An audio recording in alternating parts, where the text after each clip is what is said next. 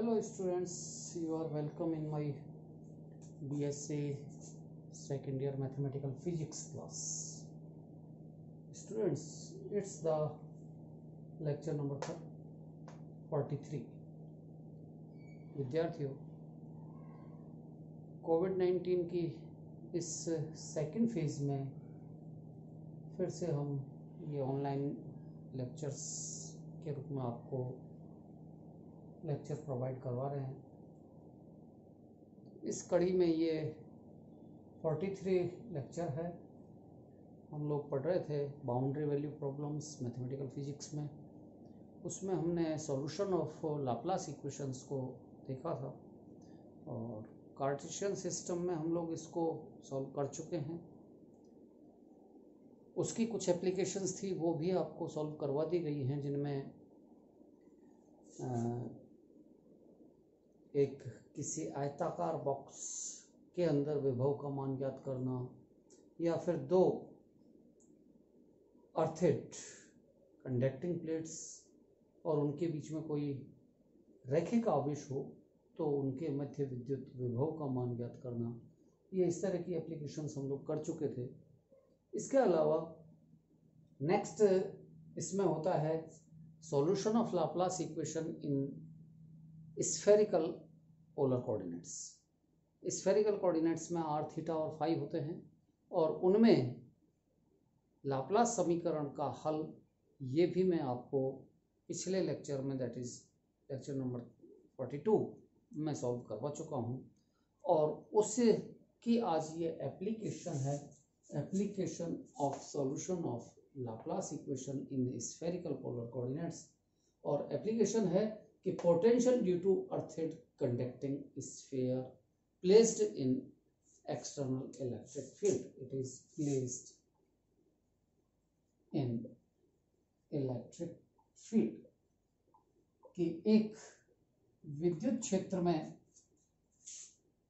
E0 विद्युत क्षेत्र है। इस विद्युत क्षेत्र में एक चालक गोला रखा हुआ है और जो भूसंपर्कित है, अर्थिड। इस गोले को विद्युत क्षेत्र में रखा है और इसके कारण क्षेत्र में किसी बिंदु पर विद्युत विभव का मान हमें ज्ञात करना है।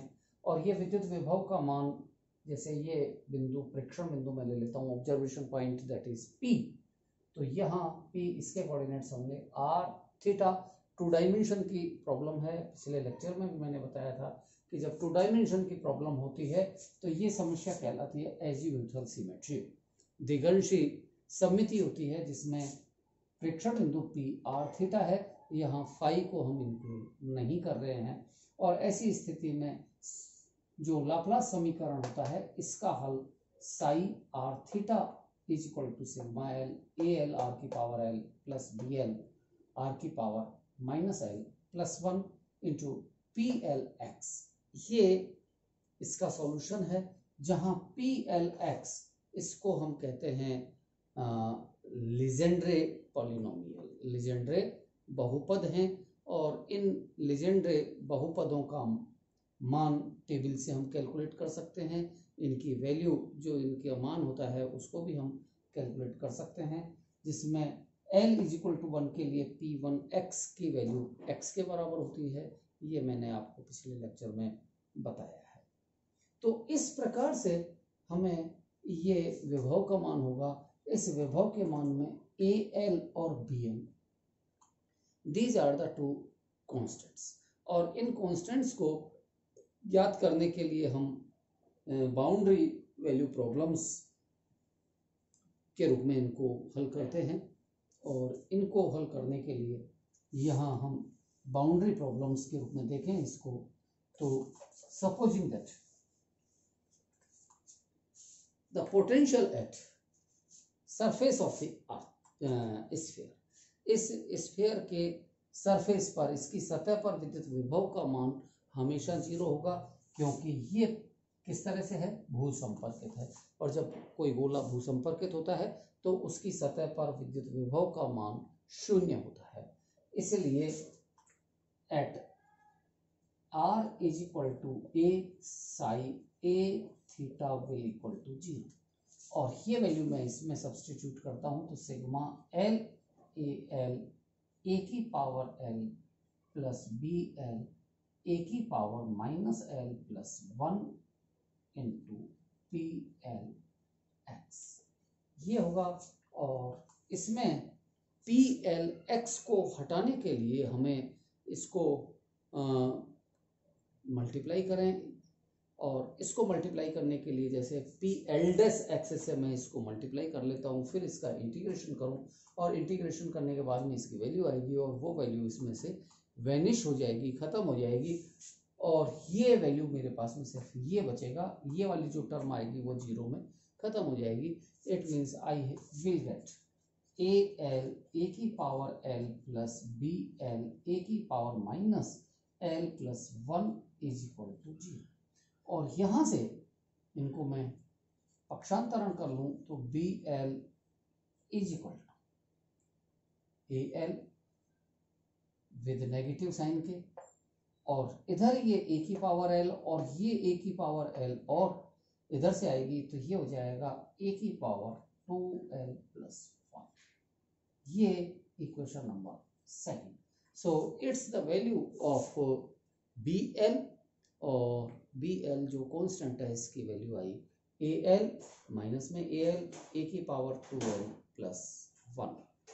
Okay, now I substitute the value of BL in equation first, then I can get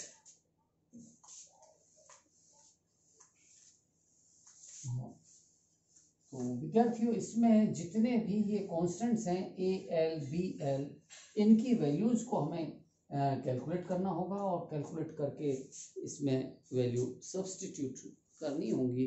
तो इस प्रकार से जब मैं इसमें वैल्यू सब्स्टिट्यूट करता हूँ तो psi are theta is equal to sigma l into a L R की power L,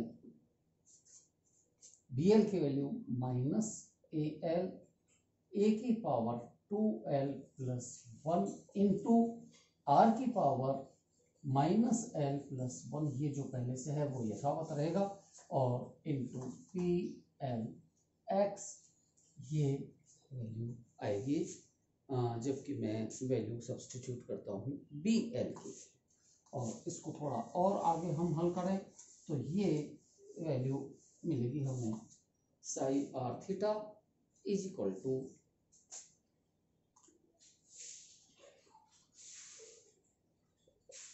sigma L A L R की पावर एल। अगर मैं ये ए एल आर की पावर एल इसमें से कॉमन ले लेता हूँ तो इधर अंदर इसमें यहाँ तो 1 ए एल कॉमन में आ गया, माइनस ए अपॉन आर, और अपॉन आर इसलिए कि पावर माइनस है तो नीचे आ जाएगा, एक आर की पावर एल, इधर दोनों की पावर मिलकर के 2l प्लस 1 दोनों पर रहेगी, और इंटू 2l एक्स। इस रूप में ये इक्वेशन नंबर 3 ये मिलेगा मुझे साई आर थीटा का मान। अभी भी इसमें ए एल हमारे पास में कांस्टेंट है, और इस ए एल को इस कांस्टेंट को ज्ञात करने के लिए मैं दूसरी बाउंड्री कंडीशन लेता हूँ। पहली बाउंड्री कंडीशन तो मैंने ली थी सरफेस पर विभव का मान, और अब मैं दूसरी बाउंड्री कंडीशन लूंगा अनंत पर, लगभग अनंत पर, यानी कि बहुत दूर, at a large distant observation point takes place. अगर प्रेक्षण बिंदु बहुत अधिक दूरी पर है, और इतनी अधिक दूरी पर है कि r tending to infinity, then r की power minus L plus 1 is equal to 1 upon r की पावर l प्लस 1, और ये टेंड्स टू 0 हो जाएगा। तो यानी कि ये वाला पद इसमें 0 हो जाएगा, और ये 0 हो जाएगा तो केवल एक ये वाला पद बचेगा, और इस पद के आधार पर जो मेरे को साई की वैल्यू मिलेगी, psi it will equal to sigma L A L R की power l into p L x. ये वैल्यू होगी साई की वैल्यू। अब ये इक्वेशन नंबर 4। नेक्स्ट, साई की वैल्यू कितनी होगी, थोड़ा सा हम इसको भी कैलकुलेट करें, विभव का मान विद्युत क्षेत्र के रूप में। तो चूंकि विद्युत क्षेत्र और विद्युत विभव में ये संबंध होता है माइनस ग्रेडियंट ऑफ साई, विद्युत विभव की ऋणात्मक प्रवणता का मान विद्युत क्षेत्र के बराबर होता है और ये value minus delta psi upon delta R maximum N cap, ये हो जाएगा इसकी ग्रेडियंट की परिभाषा से। और इस परिभाषा में मैक्सिमम वैल्यू को अगर मैं कन्वर्ट करना चाहूँगा तो ये वैल्यू मुझे मिलेगी minus D psi upon D R, जो कि अधिकतम मान के लिए होगा और ये डायरेक्शन में एन कैप रहेगा इसका मान, और इसको वैल्यू हो जाएगी यहाँ से D psi is equal to minus E dot D R. और ये इंटीग्रेशन तो तब करेंगे जबकि ये वैल्यू आएगी ई डॉट डी आर, और यहाँ से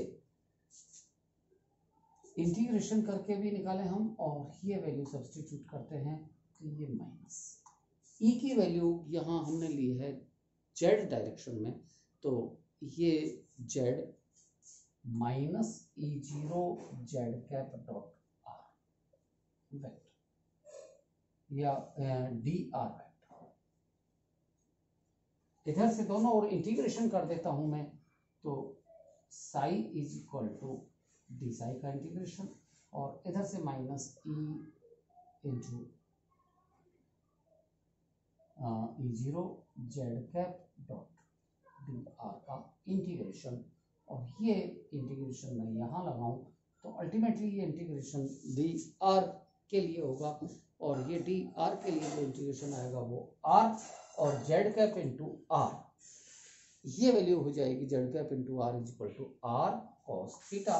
तो psi is equal to minus E zero r cos theta, ये साई की वैल्यू है।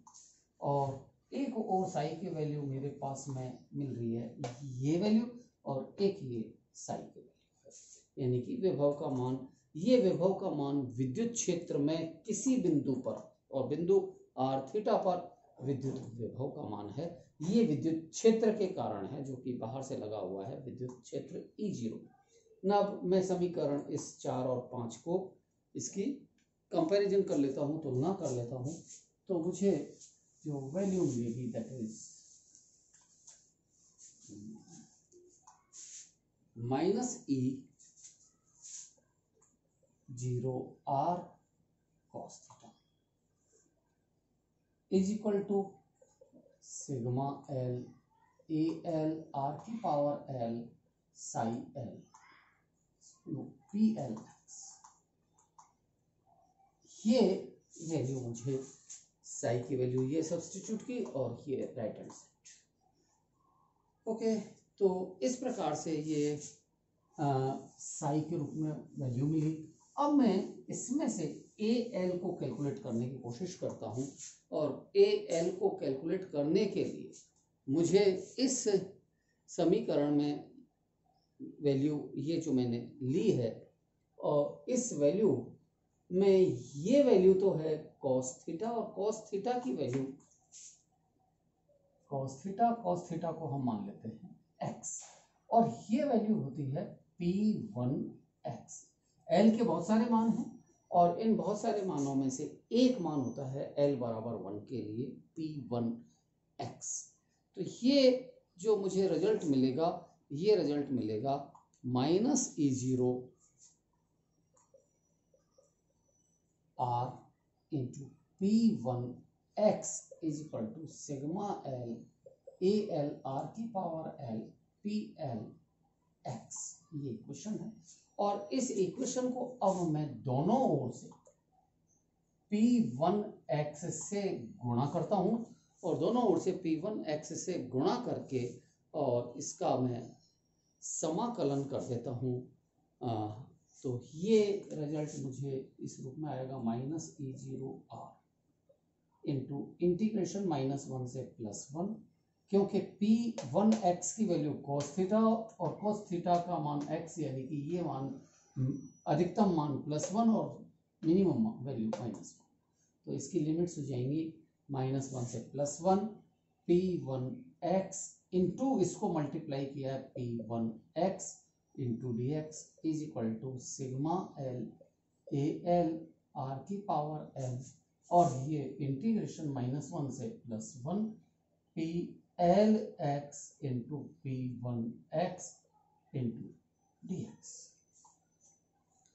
विद्यार्थियों, अब मैं इस इंटीग्रेशन की वैल्यू पुट करूं और ये जो इंटीग्रेशन है ये वाला, इस इंटीग्रेशन का मान लीजेंड्रे पॉलिनोमियल की प्रॉपर्टी के अनुसार प्राप्त होता है कि जिसमें इंटीग्रेशन हो -1 से +1 P L x P L dash x into D x. तो इसकी वैल्यू होती है 2/2l + 1 into Kronecker delta L L dash. और ये Kronecker delta L L dash की वैल्यू भी फॉर L = L डैश हो तो Kronecker delta L L dash की वैल्यू 1 होती है, और अगर ये वैल्यू L और L डैश बराबर नहीं है तो क्रोनेकर डेल्टा की वैल्यू 0। तो यहाँ पर तो ये L की वैल्यू 1 1 है, इसका मतलब क्रोनेकर डेल्टा का मान 1 होगा लेफ्ट हैंड साइड में। तो ये तो -E0R इंटू 2/2l + 1, L की value 1 + is equal to right hand side में सिग्मा L AL R की पावर L इंटू इसकी जो डिफरेंस, इसका जो रिजल्ट आएगा वो 2/2l + 1 into Kronecker delta L and 1। और ये क्रोनेकर डेल्टा हमें मजबूर करेगा कि L की वैल्यू अगर 1 के बराबर है, L = 1, तो रिजल्ट मुझे 1 मिलेगा, अदरवाइज तो सारे L के सभी मानों के लिए ये रिजल्ट 0 होगा। 0 से मल्टीप्लाई करेंगे तो सब कुछ 0 हो जाएगा। इसीलिए राइट हैंड साइड मुझे लेनी पड़ेगी केवल और केवल L = 1 के समान। तो ये आ जाएगा A1 R की पावर 1 इंटू 2/2 इंटू 1 + 1, और लेफ्ट हैंड साइड यथावत है -E0R 2/2 into 1 + 1।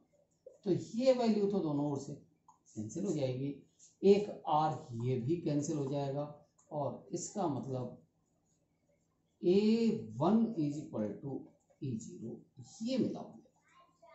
A1 = E0 constant की वैल्यू। लेकिन इसके अलावा और बाकी जो वैल्यूज हैं A0 A2 A3 ये सब, इनके सारे के सारे मानों के लिए क्रोनेकर डेल्टा यहाँ 0 बना देगा, तो ये सारे के सारे रिजल्ट जो होंगे वो 0 होंगे। तो ये इसका अर्थ ये हुआ कि हम जो AL और BL के रूप में कैलकुलेशन करना चाह रहे हैं उसमें हमें AL के मान केवल A1 के लिए मिले हैं, और A1 की वैल्यू मुझे मिलेगी -E0, it is -10, so -E0 ये वैल्यू मिलेगी। और इसके संगत फिर BL की वैल्यू हम देखें तो BL को हम पीछे कैलकुलेट कर चुके हैं, BL की वैल्यू AL के रूप में, और वो BL की वैल्यू अब हम निकालें तो BL = that was the formula, BL = था -AL इंटू A की पावर 2l + 1। ये हमने कैलकुलेशन किया था, और इस कैलकुलेशन में मेरे पास में L = 1 पर केवल एग्जिस्टेंस है, बाकी L के जितने भी वैल्यूज हैं 0 2 4 3 4 इन सब के लिए कोई एग्जिस्टेंस नहीं है। तो इसका मतलब है कि for L = 1 B1 = -A1, A की पावर 2 इंटू 1 + 1 दैट इज 2 + 1 = 3, तो ये वैल्यू आएगी। और A1 है -E0, इसलिए B1 ± +E0 इंटू A3, ये वैल्यू मिलेगी मुझे B1 की वैल्यू। इसके अलावा B0 B2 B3 ये सारी की सारी वैल्यूज हुई 0। तो अब हमने AL और BL दोनों की वैल्यूज कैलकुलेट कर ली। AL के लिए A1 is equal to minus E0 और BL के लिए B1 is equal to E0 AQ। ये दो वैल्यूज कैलकुलेट हुई हैं और बाकी सारी वैल्यूज A और B की वैल्यूज सारी की सारी वेनिश हो जाती हैं, खत्म हो जाती हैं। इनकी वैल्यू का मान अब हम रखते हैं साई में, विभव में, इसलिए प्रेक्षण बिंदु पर विभव। So the potential at observation point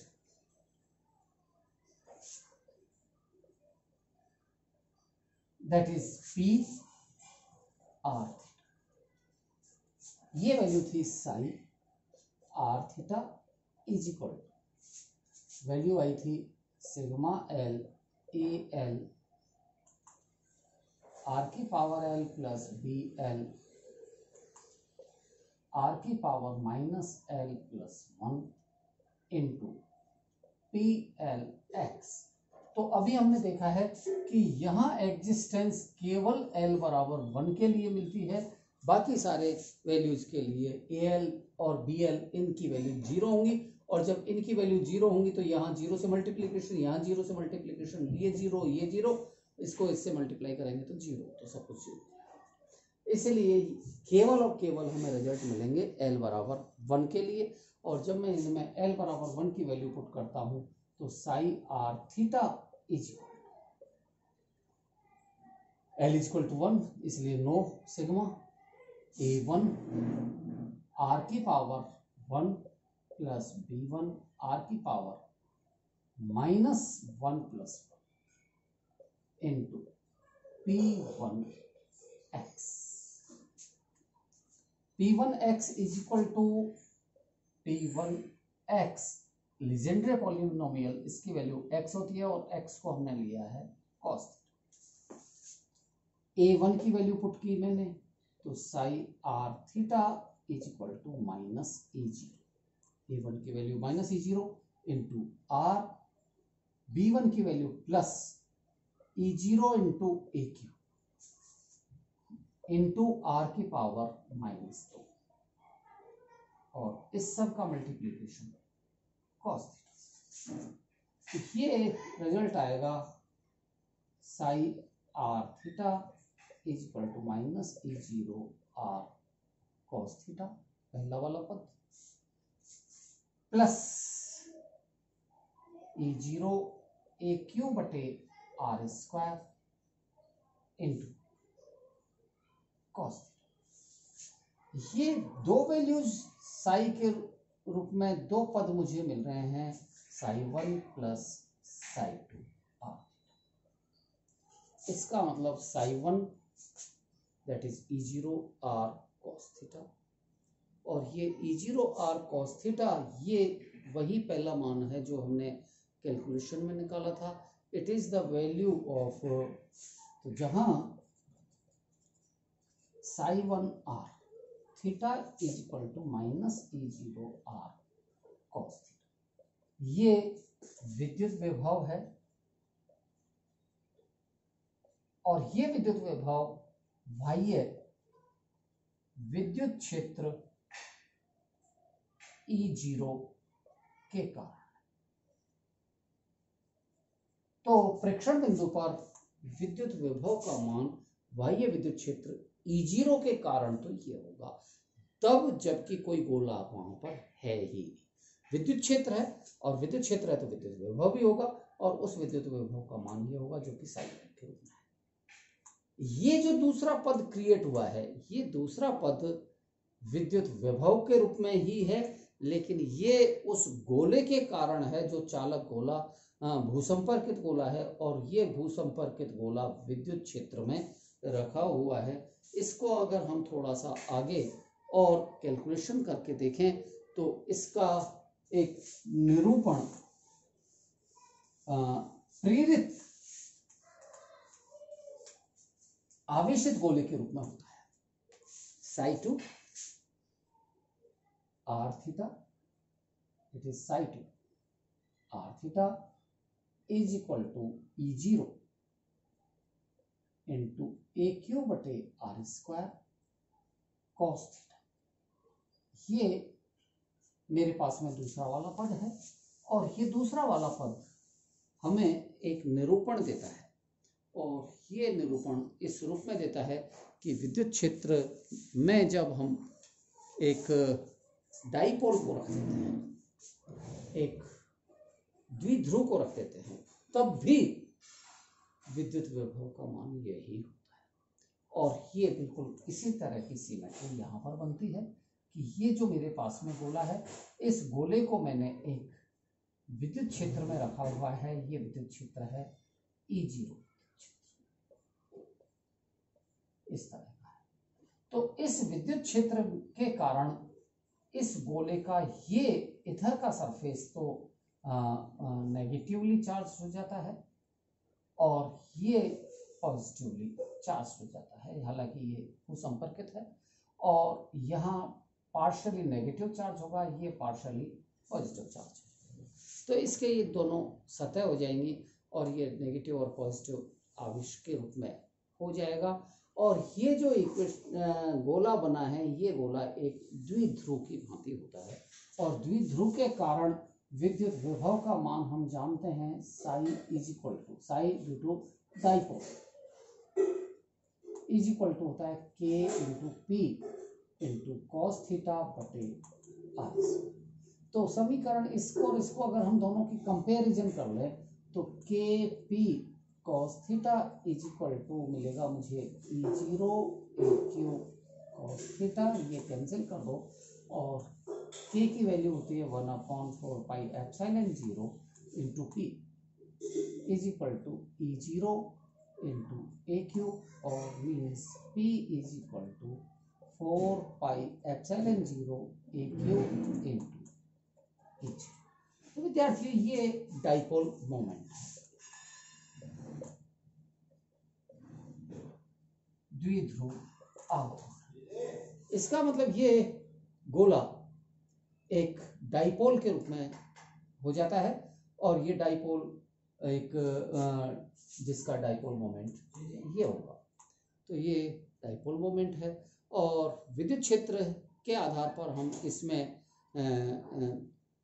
charge density भी कैलकुलेट कर सकते हैं और चार्ज डेंसिटी की वैल्यू से रिजल्ट के रूप में वैल्यूज आ जाएंगी। अदरवाइज तो हम यहाँ पर ही इसको खत्म कर दें कि ये एक डाइपोल बनेगा और इसकी वैल्यू एक डाइपोल मोमेंट के रूप में होगी। धन्यवाद।